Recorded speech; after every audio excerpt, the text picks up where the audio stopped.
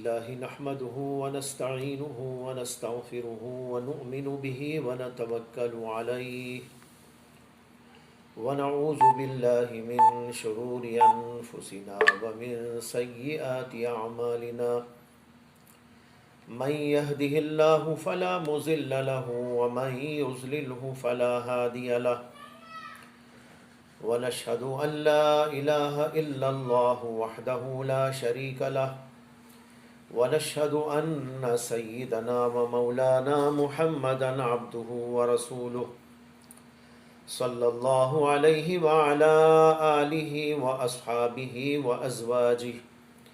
وأزواجه وذرياته وسلم تسليما كثيرا كثيرا.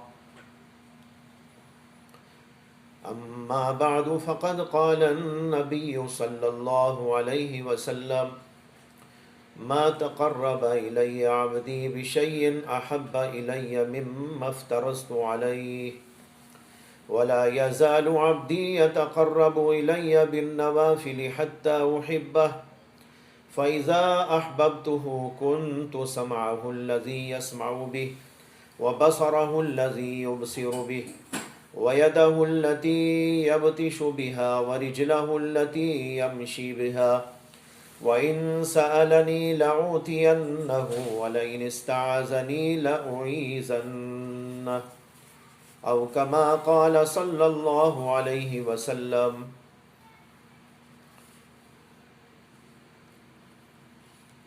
برادران محترم، جو حدیث اس وقت آپ کے سامنے تلاوت ہوئی ہے، اسی کے روشنی میں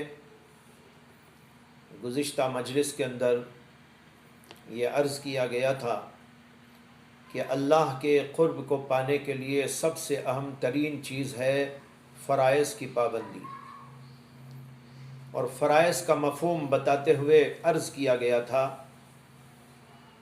کہ اس کے اندر حقوق اللہ بھی داخل ہیں اور اس کے اندر حقوق العباد بھی داخل ہیں، اور اسی طریقے پر ظاہری فرائض بھی اس کے اندر داخل ہیں اور باطنی فرائض بھی اس کے اندر داخل ہیں.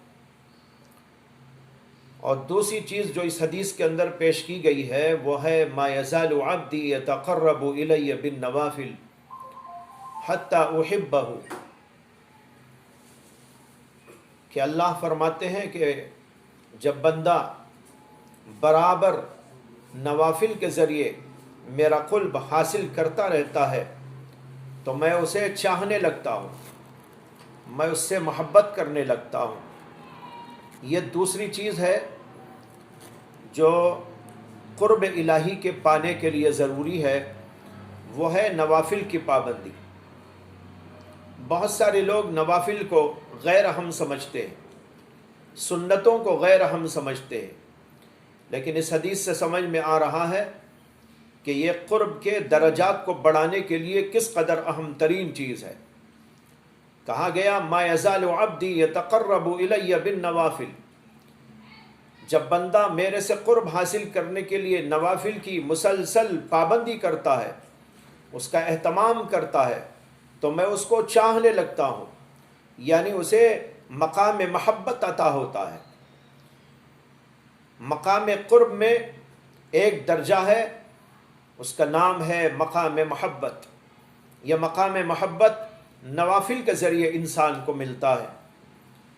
اللہ نے فرائض کو مقرر کیا، وہ فرائض تو ہر بندے پر لازم ہے، ضروری ہے، لیکن جب بندہ فرائض کی پابندی کے بعد سنن کی پابندی کرتا ہے، نوافل کی پابندی کرتا ہے، تو اللہ تبارک و تعالیٰ اسے چاہنے لگتے ہیں کہ یہ بندہ صرف ضابطے کا بندہ نہیں ہے، بلکہ یہ رابطے کا بندہ ہے. رابطہ نوافل کے ذریعے خوب بڑھاتا رہتا ہے یہاں تک کہ اسے مقام محبت عطا ہو جاتا ہے. نوافل بہت سارے ہیں، عبادات کے اندر بھی اور عبادات کے علاوہ دوسری چیزوں کے اندر بھی. عبادات میں جیسے نماز ہے، نماز کے فرض کے بعد سنتیں یہ نوافل ہیں. نوافل کے معنی آتے ہیں جو فرائض سے زائد ہوں، اس میں سنتیں بھی داخل ہیں، اس کے اندر مستحبات بھی داخل ہیں، اس کے اندر آداب بھی داخل ہیں۔ اس لیے نماز کے بعد جو سنن اور نوافل ہیں ان کو بڑے اہتمام سے پڑھتے رہنا چاہیے، اس سے مقام قرب بڑھتا رہتا ہے اور مقام محبت تک انسان پہنچ جاتا ہے۔ اسی طرح روزے میں بھی ہے، جو روزے فرض ہیں ان کے علاوہ اور دنوں کے اندر روزے رکھے جائیں، یہ مقام قرب کو بڑھاتا ہے۔ اسی طریقے پر زکوٰۃ فرض ہے، زکوٰۃ فرض ادا کرنے کے بعد نفل کے طور پر صدقہ کرنا، خیرات کرنا، اللہ کے راستے میں دیتے رہنا، غریبوں کی امداد اور یتیموں کی خبرگیری کرتے رہنا، اس سے بھی انسان کا درجہ بڑھتا رہتا ہے۔ اسی طرح دیگر اور چیزوں کے اندر بھی غور کرتے جائیں تو عبادات کے اندر بہت ساری چیزیں نوافل کی قبیل کی ملتی ہیں، وہ سب کے سب اس کے اندر داخل ہو گئی۔ اسی طرح اس کے اندر ذکر آ گیا، اس کے اندر تلاوت آ گئی۔ لہٰذا جو بندے اللہ کا قرب پانا چاہتے ہیں اور اس منزل کو طے کرنا چاہتے ہیں تو ان کو چاہیے نوافل کی کثرت کریں، نوافل کی پابندی کریں، ذکر کا اہتمام کریں، تلاوت کا اہتمام کریں۔ حدیث میں آتا ہے نبی اکرم صلی اللہ علیہ وسلم نے فرمایا، جب بندہ تلاوت کرتا ہے تو اللہ تبارک و تعالی بندے کی تلاوت کی طرف اس طرح اپنا کان لگا دیتے ہیں، یعنی خوب غور سے اس کو سنتے ہیں، جیسے کہ کوئی تم میں سے گانے والی کا گانا سنتا ہے۔ پہلے گانے والے ہوتے تھے، گانے والیاں ہوتی تھی، اور ان کو سننے کے لیے لوگ جمع ہوتے تھے اور بلا بلا کے سنا کرتے تھے۔ اللہ کے نبی علیہ السلام نے مثالاً یہ فرمایا ہے، جیسے تم میں سے کوئی گانے والی کا گانا سنتا ہے کان لگا کر خوب غور کے ساتھ، اسی طریقے پر اللہ تبارک و تعالیٰ تلاوت کرنے والے کی تلاوت کو سنتے ہیں۔ اس سے معلوم ہوتا ہے کہ اللہ تبارک و تعالیٰ کو اس بندے سے بڑی محبت ہو جاتی ہے جو بندہ تلاوت کا اہتمام کرتا ہے۔ روایات میں آتا ہے، تاریخی روایات میں، کہ امام احمد بن حنبل رحمۃ اللہ علیہ نے اللہ تبارک و تعالیٰ کو خواب میں دیکھا اور اللہ سے پوچھا، سوال کیا کہ اللہ میں آپ کا قرب چاہتا ہوں، میں آپ سے تقرب حاصل کرنا چاہتا ہوں، اس کے لیے سب سے بہترین ذریعہ کیا ہے؟ اللہ نے خواب کے اندر ان کو بتایا کہ اگر تم میرا قرب چاہتے ہو تو قرآن پاک کی تلاوت کرو۔ امام احمد بن حنبل نے پوچھا کہ تلاوت سمجھ کر یا بغیر سمجھے؟ اللہ نے فرمایا سمجھ کر کرو یا بغیر سمجھے کرو، دونوں صورتوں میں میرا قرب تم کو نصیب ہوگا۔ ہاں یہ الگ بات ہے کہ جب سمجھ کر بندہ پڑھتا ہے تو اس کا درجہ اور زیادہ بڑھ جاتا ہے، لیکن تلاوت بغیر سمجھے بھی اگر کرتے ہیں تو یہ بھی ایک درجے میں اللہ کے قرب کو پانے کا ذریعہ بنتا ہے، اور اللہ تبارک و تعالیٰ اس بندے کو اپنے قریب کرتے رہتے ہیں۔ اور اگر سمجھداری سے کام لیتا ہے، قرآن پاک کے مضامین کو سمجھتا ہے، ان کے اسرار اور معارف کو سمجھتا ہے، تو اس کا درجہ اور زیادہ بلند ہو جاتا ہے۔ اس سے بتانا مجھ کو یہ ہے کہ نوافل کی پابندی ان سب چیزوں کے ذریعے ہو۔ نمازوں میں جو نوافل ہیں ان کی پابندی، ذکر کی پابندی، تلاوت کی پابندی، روزوں کے سلسلے میں بھی اسی طرح جو خرچ کرنا ہے اللہ کی راہ میں، اس کے اندر زکوٰۃ کے علاوہ دیگر مدات کے اندر بھی خرچ کرے۔ یہ سب چیزیں انسان کے قرب کو بڑھانے والی ہیں۔ اللہ نے جو اس حدیث قدسی کے اندر یہ فرمایا ہے، ما یزال عبدی یتقرب الی بالنوافل، اس کے اندر یہ ساری چیزیں داخل ہو گئی۔ ان کے علاوہ عبادات سے ہٹ کر جو اور بہت ساری چیزیں ہوتی ہیں، لوگوں کے ساتھ حسن سلوک ہے، ماں باپ کے ساتھ حسن سلوک ہے، پڑوسیوں کے ساتھ میں ہے، یہ سب چیزیں بھی اس کے اندر داخل ہیں کہ جس قدر اخلاق کے ساتھ، لوگوں سے بہتر سلوک کے ساتھ زندگی کرتا رہے گا، یہ حقوق العباد کے اندر وہ چیزیں ہیں جو انسان کے مرتبے کو بڑھانے والی ہیں، اس لیے وہ بھی اس کے اندر داخل ہو گئی۔ معاشرت کی قبیل کی جو چیزیں ہیں، بیوی سے تعلق، بچوں سے تعلق، ماں باپ سے تعلق، رشتہ داروں سے تعلق، اس کے اندر بھی جو چیزیں نوافل کی قبیل سے ہیں، یعنی ضروری تو نہیں ہے انسان پر، لیکن اس کے درجات کو بڑھانے کے لیے ضروری ہوتی ہیں، ان چیزوں کو بھی اہتمام کے ساتھ ادا کرنے کی کوشش کرنا چاہیے۔ یہ سب چیزیں نوافل کے اندر داخل ہو گئی۔ جب بندہ اس طریقے پر اللہ کا قرب پاتا ہے تو کہتے ہیں حتی احبہ، میں اس کو چاہنے لگتا ہوں۔ اسی سلسلے کی ایک اہم چیز یہ بھی عرض کرنا ہے کہ نوافل کی پابندی میں اتباع سنت بھی ہے۔ تمام بزرگوں کا اتفاق ہے کہ اتباع سنت کے بغیر کوئی آدمی اللہ کا قرب اور اللہ کی معرفت اور اللہ کی محبت نہیں پا سکتا۔ حضرت جنید بغدادی رحمۃ اللہ علیہ جو بڑے اکابر صوفیہ میں سے ہیں، وہ کہتے ہیں کہ ہمارا یہ طریق، یعنی جس کو کہتے ہیں طریق تصوف، جس کو کہتے ہیں سلوک، جس کو کہتے ہیں راہ احسان، انہوں نے کہا یہ ہمارا طریق سوائے اتباع کتاب و سنت کے کچھ نہیں ہے۔ اس کے اندر اتباع کتاب یعنی اللہ کی کتاب کی اتباع ہے، اور اللہ کے رسول علیہ السلام کی سنتوں کا اتباع ہے۔ اس کو چھوڑ کر اگر کوئی آدمی اللہ کا قرب کسی اور ذریعے سے چاہتا ہو تو یہ ناممکن ہے۔ اسی لیے انہوں نے کہا ہے کہ ہمارے اس راستے میں چلنے والا اتباع سنت کا اہتمام کرے، جو جس قدر اتباع کا اہتمام کرے گا، سنتوں کے اتباع کا اہتمام کرے گا، اللہ کا قرب اسی طریقے پر اس کو زیادہ سے زیادہ حاصل ہوتا جائے گا۔ اسی لیے حضرات صحابہ بھی، تابعین و تبع تابعین بھی، اور اس کے بعد کے تمام اکابرین اور بزرگان دین، سب کے سب اس بات کا بڑا اہتمام کرتے تھے ہر چیز کے اندر کہ سنت کا اہتمام کیا جائے۔ سنت ایک تو ہوتی ہے سنت عبادت اور ایک ہوتی ہے سنت عادت، دونوں کا اہتمام۔ ہاں، سنت عبادت کا مقام سنت عادت سے بڑا ہوا ہے۔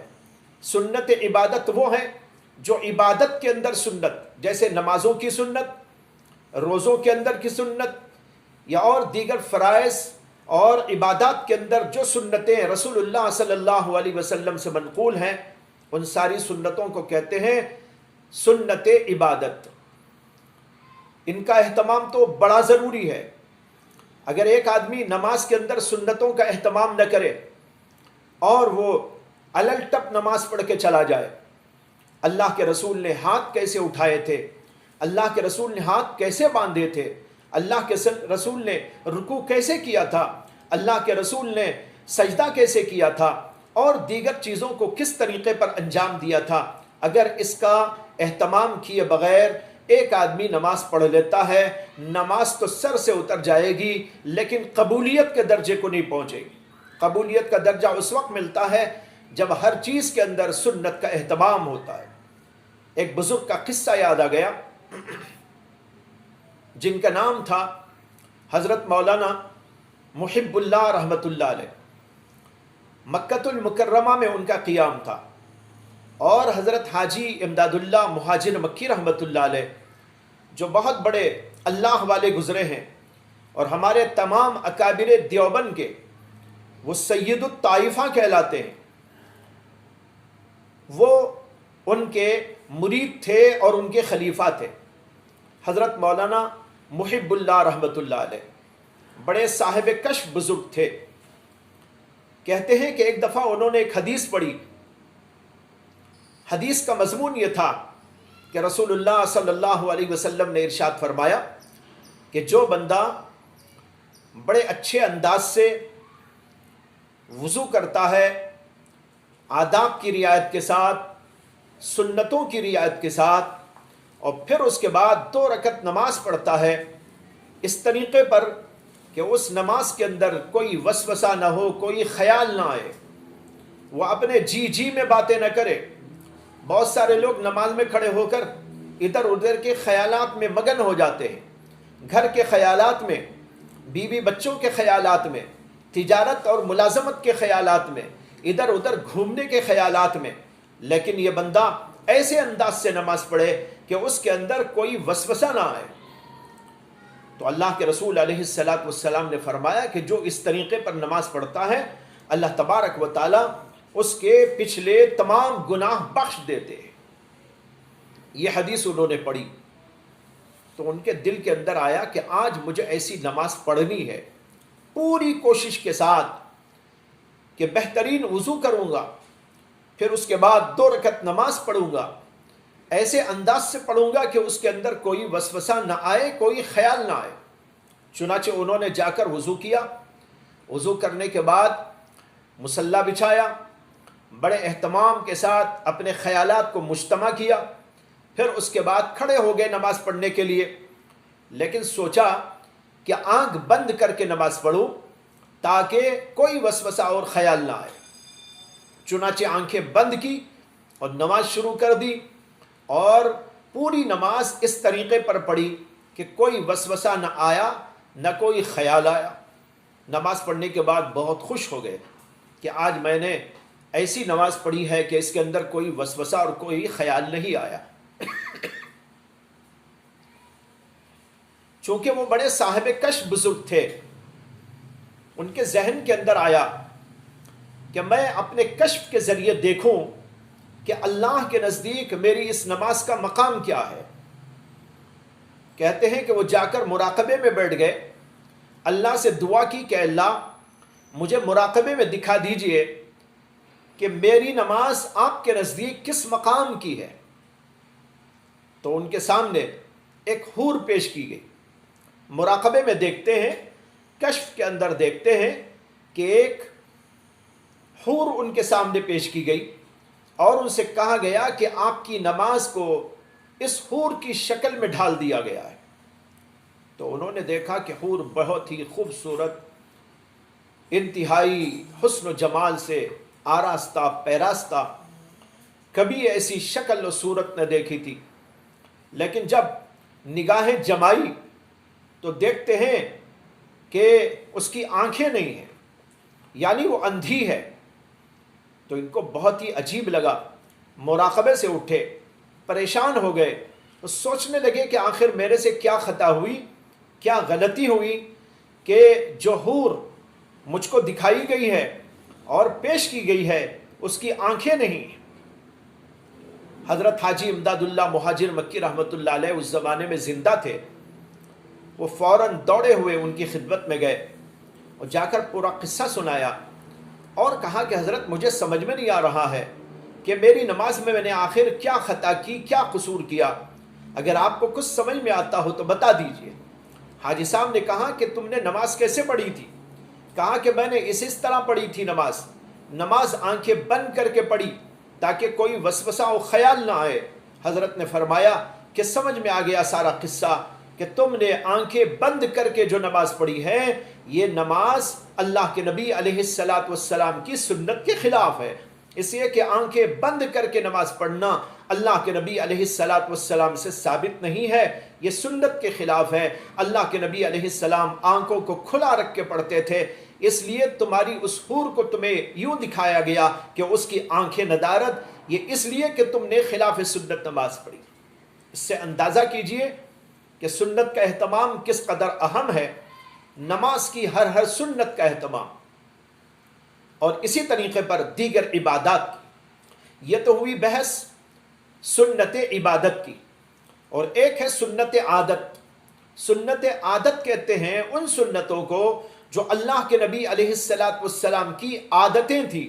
اللہ کے نبی کیسے کھاتے تھے، اللہ کے نبی کیسے کپڑے پہنتے تھے، کس طریقے پر سوتے تھے، کس طریقے پر جاگتے تھے، کس طریقے پر چلتے اور پھرتے تھے، کس طریقے پر ہنستے اور بولتے تھے، ہر چیز کے اندر اللہ کے رسول علیہ السلام نے جو طریقہ ہم کو سکھایا بتایا، یعنی عادتوں میں اللہ کے نبی علیہ السلام کا جو طریقہ تھا اس طریقے کو کہتے ہیں سنت عادت۔ اس کا بھی بڑا اہتمام کرنا چاہیے اور اس کی بھی عادت ڈال لینا چاہیے کہ ہم سوئیں تو اللہ کے نبی کے طریقے پر، اٹھیں تو اللہ کے نبی کے طریقے پر، چلیں اور پھریں تو اللہ کے نبی کے طریقے پر، کاروبار کریں تو اللہ کے نبی کے طریقے پر، عبادت کریں تو اللہ کے نبی کے طریقے پر۔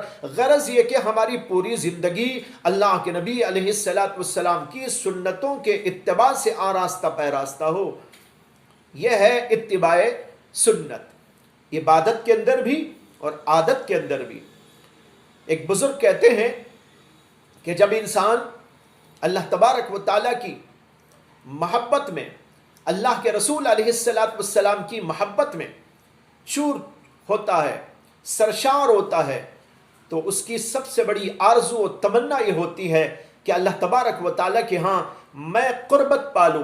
یہ قربت پانے کا جب اس کے دل کے اندر جذبہ آتا ہے تو اس کو قرآن کریم کی یہ آیت نظر آتی ہے جس میں اللہ تبارک و تعالیٰ فرماتے ہیں قُلْ إِن كُنْتُمْ تُحِبُّونَ اللَّهَ فَاتَّبِعُونِي يُحْبِبْكُمُ اللَّهُ، کہ اگر تم میرے سے محبت کرنا چاہتے ہو، میرا مقام محبت پانا چاہتے ہو، میرے سے مقام قربت حاصل کرنا چاہتے ہو، فَاتَّبِعُونِي، تو اے نبی کہہ دیجئے کہ میرا اتباع کرے۔ کہتے ہیں کہ جب اللہ کے نبی کا اتباع کرتے ہیں تو جیسے اللہ کو اللہ کے نبی سے محبت ہے، اللہ کے نبی کے چلنے سے محبت، اللہ کے نبی کے پھرنے سے محبت، اللہ کے نبی کے بول چال کے انداز سے محبت، اللہ کے نبی کے جو ہے ہر چیز سے اللہ کو محبت ہے، جب بندہ اللہ کے نبی کی سنتوں کا اتباع کرتے ہوئے اس کی نقل اتارتا ہے تو اللہ کو وہ بندہ بھی پسند آ جاتا ہے کہ یہ تو میرے محبوب کی سنتوں کا اتباع کر رہا ہے۔ مجھے جب میرا محبوب پسند ہے تو محبوب کی سنتوں کو نقل کرنے والا، اس کے جیسا سونے والا، اس کے جیسا اٹھنے والا، اس کے جیسا بولنے والا، اس کے جیسا پھرنے والا، اس کے جیسا کلام کرنے والا، اس کے جیسا کھانے والا، اس کے جیسا پینے والا، جو اللہ کے نبی کی سنت اسی کے مطابق یہ کر رہا ہے، اللہ کہتے ہیں یہ بندہ بھی مجھ کو پسند آ گیا، جیسے کہ میرا محبوب مجھ کو پسند ہے، میرے محبوب کی اتباع کرنے والا بھی مجھ کو پسند ہے۔ یہ ہے مقام محبت، مقام قربت۔ جب بندہ اتباع سنت کرتا ہے تو اس کو حاصل ہوتا ہے۔ اسی ہمارے تمام بزرگوں کا اتفاق ہے کہ اللہ کا قرب پانے کے لیے اتباع سنت لازمی چیز ہے، ضروری چیز ہے، بغیر اس کے مقام کسی کو حاصل نہیں ہو سکتا۔ اور جو لوگ اتباع سنت چھوڑ کر بدعتوں میں گرفتار ہو جاتے ہیں، من مانی چیزیں اختیار کر لیتے ہیں، من مانی نمازیں، من مانی روزے، من مانی طریقے، کھانے میں، پینے میں، چلنے میں، پھرنے میں، مختلف چیزوں کے اندر، تو پھر ان کا کیا حال ہوگا؟ وہ اللہ کو کیسے محبوب ہو جائیں گے؟ بلکہ وہ تو اللہ کے نزدیک مبغوض ہو جائیں گے۔ وہ کہیں گے، اللہ کہیں گے یہ بندہ مجھ کو پسند نہیں۔ جو بندہ منمانی کرتا ہو، اللہ کے نبی کی سنت کو چھوڑ کر اپنی منمانی طریقوں پر جیتا ہو، اللہ کو ایسا بندہ بالکل پسند نہیں ہوتا۔ تو لہٰذا بڑا اہتمام اس کا ہونا چاہیے کہ اللہ کے نبی علیہ السلام کی سنت کا اتباع کرتے رہیں۔ یہ سب چیزیں نوافل والے قرب کے اندر داخل ہو گئی، جس کو کہا گیا ما یزال عبدی یتقرب الی بالنوافل، بندہ برابر میرے سے نوافل کے ذریعے قرب حاصل کرتا رہتا ہے، حتی احبہ، یہاں تک کہ میں اس کو چاہنے لگتا ہوں۔ ایک اور چیز جس سے مقام قرب حاصل ہوتا ہے وہ ہے مخالفت نفس، نفس کے تقاضوں کو دبانا، نفس کی مخالفت کرنا، اس لیے کہ نفس وہ چیز چاہتا ہے جو اللہ کو پسند نہیں، اللہ کے رسول کو پسند نہیں۔ جب انسان نفس کی اتباع میں لگ جاتا ہے، اتباع سنت چھوڑ کر، اتباع احکام خداوندی چھوڑ کر، تو پھر اللہ تبارک و تعالیٰ سے اسے بعد حاصل ہونا شروع ہو جاتا ہے۔ جس قدر نفس کی اتباع کرتا جاتا ہے اسی قدر اللہ سے دوری ہوتی چلی جاتی ہے، دوریوں پر دوری ہوتے ہوتے یہاں تک دور ہو جاتا ہے کبھی کہ نعوذ باللہ اسلام سے نکل جاتا ہے، ایمان سے نکل جاتا ہے۔ اس لیے مخالفت نفس بڑا اہم رول ادا کرتا ہے اللہ کا قرب حاصل کرنے میں۔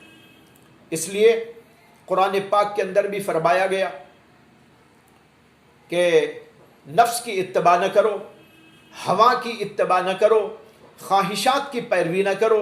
خواہشات کی پیروی سے اللہ کے نزدیک انسان نکما قرار پاتا ہے اور اللہ کے قرب سے اس کو دوری ہو جاتی ہے۔ قرآن پاک کے اندر آیا ہے وَاتْلُ عَلَيْهِمْ نَبَأَ الَّذِي آتَيْنَاهُ آيَاتِنَا فانسلخ منہا، ایک قصہ ایک شخص کا بیان کیا گیا ہے جسے اللہ نے علم دیا تھا، اس کے پاس علم موجود تھا، اس کا نام تھا بلعام بن باعور۔ کہتے ہیں کہ بنی اسرائیل کا ایک بہت بڑا عالم تھا، فاضل تھا، لیکن اتباع نفس میں گرفتار ہو گیا۔ شیطان نے اس کو پھسلایا یہاں تک کہ وہ اتباع نفس میں گرفتار ہو کر اللہ کی نامرضیات میں اپنے آپ کو لگا دیا،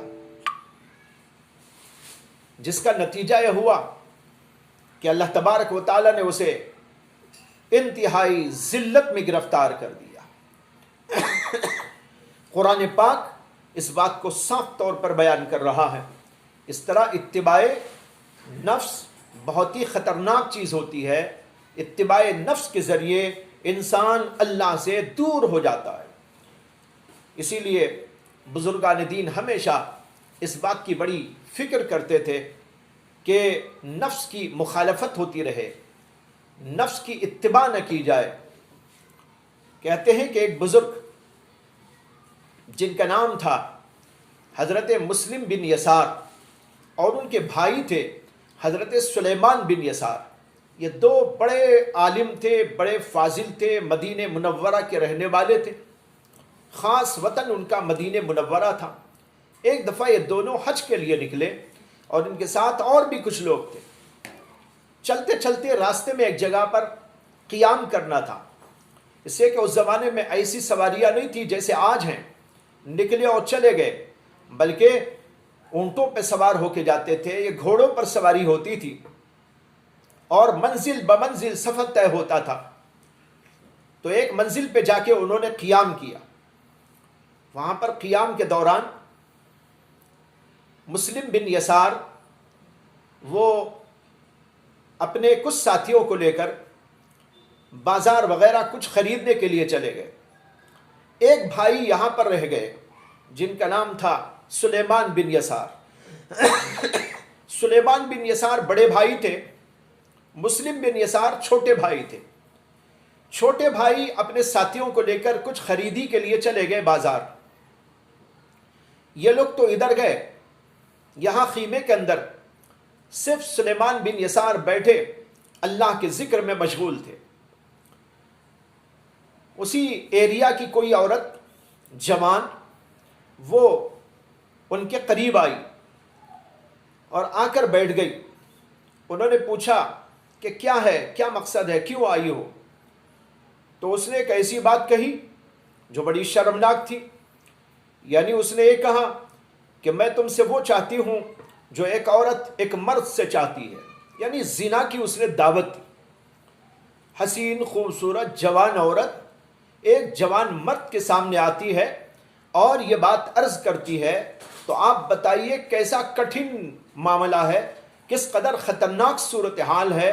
یہ سن کر حضرت سلیمان بن یسار جو وہاں بیٹھے ہوئے تھے وہ رونے لگے۔ اس نے ایک سے دو بار یہ بات جب کہی تو ان کو بڑا رونا آیا، روتے روتے ان کی ہچکیاں بن گئی، اتنا روئے، چیخ چیخ کر روئے کہ وہ عورت بھی رونے لگی ساتھ ساتھ۔ یہ قصہ یہاں ہو رہا تھا، کچھ ہی دیر میں ان کے بھائی مسلم بن یسار اور ان کے ساتھ جو لوگ گئے ہوئے تھے وہ یہاں واپس آئے تو عجیب ماجرا دیکھتے ہیں کہ سلیمان بن یسار بیٹھے ہیں، زور زور سے رو رہے ہیں، اور ان کے سامنے ایک نوجوان عورت بیٹھی ہوئی ہے اور وہ بھی رو رہی ہے، اور ان لوگوں کو یہ خبر نہیں کہ یہ قصہ کیا ہے۔ یہ لوگ بیٹھے تو ان کے رونے سے ان لوگوں کو بھی رونا آیا، یہاں تک کہ یہ لوگ بھی زور زور سے رونے لگے۔ بہت دیر تک یہ سلسلہ جاری رہا۔ وہ عورت کچھ دیر تک بیٹھی اور جب دیکھا کہ یہ لوگ آ گئے ہیں تو وہاں سے اٹھ کے وہ راہ فرار اختیار کر کے چلی گئی۔ خیر، قصہ ختم ہو گیا۔ نہ تو مسلم بن یسار نے یا کسی اور نے حضرت سلیمان بن یسار سے پوچھا کہ قصہ کیا ہوا تھا، اس سے کہ کسی کی ہمت نہ ہوئی، اس سے کہ مسلم چھوٹے بھائی تھے، سلیمان بڑے بھائی تھے، اب بڑے بھائی سے قصہ پوچھنے کی مجال نہ ہوئی، بس خاموش رہ گئے۔ دل میں سوچتے رہے کہ ہوا کیا ہے آخر، لیکن پتہ نہیں چلا۔ خیر یہ قصہ ہو گیا، اس کے بعد یہ لوگ حج کو چلے گئے، واپس بھی آ گئے اور زمانہ بیت گیا، اور ایک طویل زمانے کے بعد پھر ایسا ہوا کہ ایک سفر میں یہ دونوں بھائی نکلے۔ رات کا وقت ایک جگہ قیام تھا، رات میں سو گئے۔ سونے کے بعد درمیان رات میں حضرت سلیمان بن یسار بیدار ہوئے اور بیدار ہو کر خوب ہنسنے لگے۔ تو ان کو بڑا تعجب ہوا، چھوٹے بھائی اٹھ کے بیٹھ گئے، انہوں نے کہا کہ بھائی یہ کیا قصہ ہے کہ جو ہے آپ سوتے سوتے اٹھ گئے اور ہنسنے لگے؟ تو انہوں نے کہا کہ مجھے خواب نظر آیا، اس خواب کی وجہ سے مجھے ہنسی آئی، خواب ہی میں ہنسا، اور اٹھا تو تب بھی ہنسی آ رہی تھی۔ کہا کیا خواب نظر آیا؟ کہا کہ مجھے خواب یہ نظر آیا کہ میں نے حضرت سیدنا یوسف علیہ السلام کو دیکھا۔ حضرت یوسف علیہ السلام مجھ کو دیکھ کر کہنے لگے کہ تم بڑے قابل رشک ہو، تم بڑے قابل رشک ہو کہ تم نے ایک حسین جوان عورت کو جو ہے ایسے انداز سے اپنے سے دور کیا اور اپنے نفس کو تم نے قابو میں رکھا، بڑے ہی جو ہے تم نے بڑا مبارک اقدام کیا۔ تو کہتے ہیں کہ میں نے ان سے عرض کیا، اچھا یہ قصہ یوں آیا کہ وہ کہتے ہیں کہ میں نے ان کو دیکھ کر یہ عرض کیا کہ آپ بہت ہی جلیل الشان ہیں کہ آپ نے اپنے نفس کو کیسے قابو میں رکھا۔ تو انہوں نے مجھے کہا تم بھی بہت شاباشی کے لائق ہو کہ تم نے بھی ایک عورت سے اس طریقے پر اپنے آپ کو بچایا، میں تم کو بھی شاباشی دیتا ہوں۔ بس یہ کہتے ہی مجھے ہنسی آئی اور میں ہنستے ہنستے اٹھ گیا۔ انہوں نے کہا یہ کیا قصہ ہے، کس وقت کا قصہ؟ تب انہوں نے اپنے چھوٹے بھائی کو وہ قصہ سنایا جو بہت سال پہلے مکۃ المکرمہ جاتے ہوئے راستے میں پیش آیا تھا، جس کو ابھی میں نے سنایا۔ یہ قصہ بتا رہا ہے کہ یہ لوگ کیسے اپنے نفس کو قابو میں رکھتے تھے، ہر جگہ پر نفس کی مخالفت کرتے تھے، اپنے آپ کو محرمات سے بچاتے تھے، اپنی آنکھوں کی حفاظت، اپنے دل کی حفاظت، اپنے کانوں کی حفاظت، اپنے ہاتھ پیر کی حفاظت، ان سب چیزوں کی حفاظت کرتے تھے، اس طریقے پر اپنے آپ کو بچاتے تھے، اور ظاہری گناہوں کے ساتھ باطنی گناہوں سے بھی بچنے کا اہتمام کرتے تھے، حسد سے، بغض سے، کینے سے، نفرت سے، تکبر سے، ان ساری چیزوں سے اپنے آپ کو بچاتے تھے۔ نفس کی مخالفت میں ظاہری باطنی تمام قسم کی نفس کی مخالفتیں داخل ہو گئی۔ یہ سب سے اہم ایک پوائنٹ ہے، ایک آدمی کو اللہ کے راستے میں اللہ کا قرب پانے کے لیے بہت ہی اہم کام یہ ہے کہ مخالفت نفس پر اپنے آپ کو لگا ڈالے۔ یہ چند باتیں ہیں جو اللہ کے قرب پانے کے لیے انتہائی ضروری۔ اور آخری بات یہ ہے خدمت خلق، مخلوق کی خدمت کرو۔ جس قدر مخلوق کی خدمت کرتے ہیں اللہ کا قرب ملتا ہے۔ کسی بزرگ کا قول ہے کہ انہوں نے کہا عبادت سے جنت ملتی ہے، خدمت سے اللہ ملتا ہے۔ عبادت کرو اللہ جنت میں بھیج دے جنت میں بھیج دیں گے، اور اگر خدمت خلق کرو تو اللہ تبارک و تعالی خود آپ کو مل جائے گا۔ لہٰذا یہ بھی ایک اہم کام ہے کہ خدمت خلق میں اپنے آپ کو لگائیں، مخلوق کی خدمت کریں، یتیموں کی خبر گیری، بیواؤں کی خبر گیری، ہینڈی کیپ لوگوں کی خبر گیری، اللہ کے نبی علیہ السلام کی وہ زندگی جو نبوت سے پہلے والی ہے، اس کے اندر خالصتاً اللہ کے نبی کا یہی کام تھا، اور جب آپ نبوت سے سرفراز ہوئے تو دیگر کاموں کے ساتھ بھی اس کام کو بڑی اہمیت کے ساتھ آپ نے نبھایا، اور صحابہ کرام کو بھی اس کی طرف متوجہ کیا اور اس کی بڑی فضیلتیں بیان فرمائی۔ حضرت خدیجۃ الکبریٰ رضی اللہ تعالی عنہا نے پہلی وحی کے نازل ہونے کے وقت اللہ کے نبی علیہ السلام پر جب کبھی طاری ہو گئی تھی، اور آپ نے فرمایا تھا زملونی زملونی، اور یہ بھی کہا تھا کہ مجھے اپنے نفس اپنی جان کا خطرہ محسوس ہو رہا ہے، تو حضرت خدیجۃ الکبریٰ رضی اللہ تعالی عنہا نے نبی اکرم صلی اللہ علیہ وسلم کی جو صفات و خصوصیات پیش کرتے ہوئے آپ کو تسلی دے رہی تھی، ان کے اندر یہی سب چیزیں تھیں جن کو خدمت خلق اور سماجی خدمت کا عنوان دیا جاتا ہے۔ انہوں نے کہا کلا واللہ لا یخزیک اللہ ابدا، انہوں نے کہا ہرگز نہیں، اللہ کبھی آپ کو ضائع ہونے نہیں دے گا۔ کلا वल्लाही ला युख्ज़िक अल्लाहु अबदा, खुदा की कसम अल्लाह आपको कभी ज़ाय नहीं करेगा। क्यों नहीं ज़ाय करेगा? इन्नका लतसिलुर रहीम व तहमिलुल कल व तक्सिबुल मादूम व तुईनु अला नबाई बिल हक़ व तक़रीज़ ज़ईफ़। ये चीज़ें पेश की हज़रत खदीजतुल कुबरा ने कि आपको अल्लाह ज़ाय नहीं करेगा, इसलिए कि आप तो सिले रहमी करते हैं, रिश्तेदारों से अच्छा सलूक करते हैं। व तहमिलुल कल, हैंडीकैप लोग, मजबूर, माजूर, अंधे, इस किस्म के लोगों की आप जिम्मेदारी को उठाते हैं। तहमिलुल कल व तक्सिबुल मादूम, और फ़कीरों के लिए कमा कमा कर उनकी खिदमत करते हैं। व तक़रीज़ ज़ईफ़, और मेहमानों की मेहमानदारी करते हैं। व तुईनु अला नबाई बिल हक़, और जब हादिसात पेश आते हैं, सैलाब आ गया, कोई और हादिसा पेश आ गया, तो ऐसे सैलाब ज़दा, हादिसा ज़दा और मुख्तलिफ़ किस्म की परेशानियों में गिरफ्तार लोगों की इमदाद और नुसरत और मदद करते हैं। ये आपके काम हैं। इन कामों के करने वाले को कभी अल्लाह ज़ाय होने नहीं देता। ये है हमारे नबी अलैहिस्सलातु वस्सलाम की सीरत।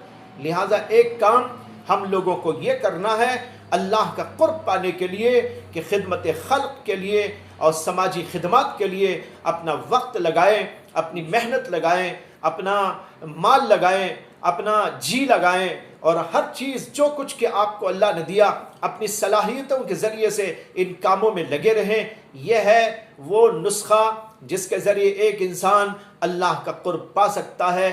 3 मजलिसों में ये बात आज ख़त्म हो रही है। दुआ करता हूँ कि अल्लाह तबारक व तआला हमको भी आपको भी इन सब चीज़ों पर पाबंदी करने और अपना क़ुर्ब हासिल करने की अल्लाह ताला हमें तौफ़ीक़ अता फ़रमाए। व आखिरु दावाना अनिल हम्दुलिल्लाहि रब्बिल आलमीन।